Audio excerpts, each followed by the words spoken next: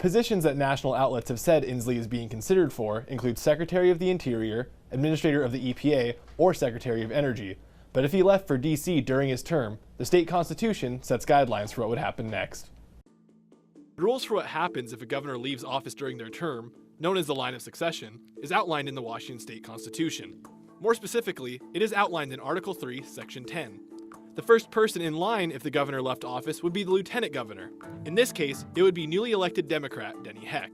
But what happens to his seat as lieutenant governor if he has to assume the role of acting governor? As the number 2 in Olympia, he also serves as the tie-breaking vote in the Senate as pro tempore. Well, nothing really happens. The Constitution dictates that the lieutenant governor retains his normal duties while also serving as acting governor. If the lieutenant governor ran for an empty governor position and won, that would cause the lieutenant governor's seat to be up for grabs in the next general election.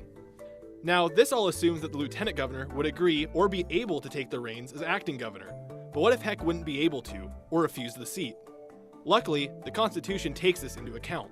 The lieutenant governor is just the first in line. After that, the line of succession goes in the following order: Secretary of State, Treasurer, Auditor, Attorney General, Superintendent of Public Instruction, and then Commissioner of Public Lands. One thing to note in the list is that the second in line, Secretary of State Kim Wyman, is the only Republican. If Wyman were to end up in the governor's seat, it would flip the state's highest office from blue to red. It would also be the first time a Republican served as the state's governor since John Spellman left office back in 1985. One state-level executive office is missing from this list, and that's the state's insurance commissioner.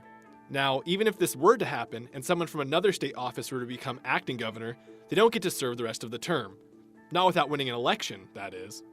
If Inslee were to leave for Biden's cabinet, the governor's office would be up for grabs during the November 2021 general election. We should mention that President-elect Biden has said he won't announce cabinet nominations until the end of the month at earliest. The Seattle Times reported last week that no one on Biden's team had reached out to Governor Inslee. In the newsroom, Ian Smay, KREM 2 News.